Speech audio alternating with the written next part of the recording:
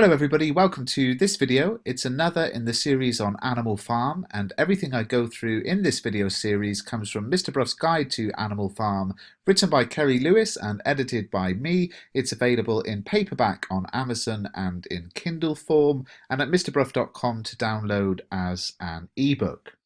Today I want to start to look at Animal Farm and historical parallels. Now, Animal Farm mirrors events leading up to the overthrow of Tsar Nicholas, and paralleled in the book by Mr. Jones, after the 1917 Russian Revolution led by Lenin.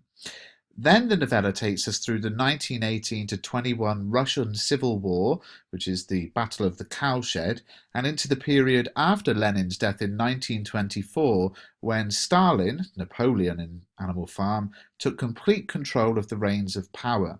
Stalin was a mass murderer on a scale beyond even Hitler. Historians estimate that he was responsible for the deaths of between 6 to 20 million people.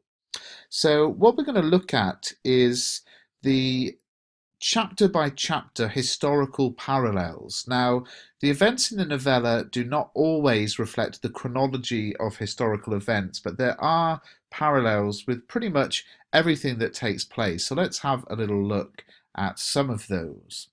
So if we look at the fact that in Animal Farm, Mr. Jones, the drunken owner of Manor Farm, falls asleep, that is a historical parallel to the fact that from the early 1900s, the Russian people were increasingly unhappy with Tsar Nicholas II's poor leadership. Like the Tsar, Mr. Jones was irresponsible and out of touch, and Mr. Jones's drunkenness symbolizes the Tsar's inadequacy. In Animal Farm, we have the pig, Old Major, delivering a rousing speech about animalism. The historical parallel there, well, the founding fathers of communism, Karl Marx and Friedrich Engels, published their thoughts in a communist manifesto. And these two German political philosophers conceived of communism as an economic and social system in which all property and resources are owned by the state on behalf of everyone. Then in Animal Farm, we have Old Major's speech about animalism, reflecting many aspects of communist ideology. The pig's hatred for man might also mirror Lenin's hatred of the Tsar and his family. It's a widely held belief that Lenin gave the order for their assassination.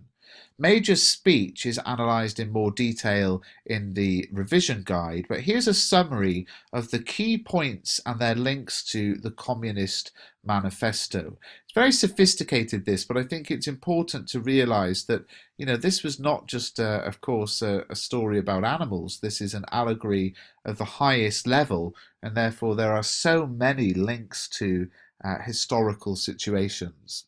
So in the animalism ideology that's presented in Old Major's speech, we learn that the animals are miserable and exploited. We know it says the life of an animal is misery and slavery.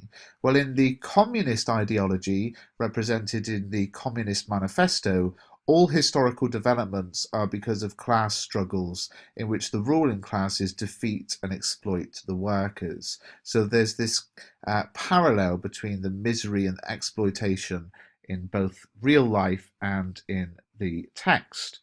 In Animalism and Old Major's speech, we see remove man from the scene and the root cause of hunger and overwork is abolished forever.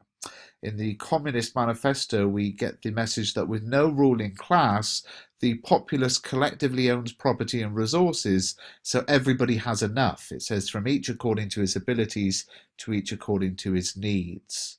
In Animal Farm, man is the only creature that consumes without producing.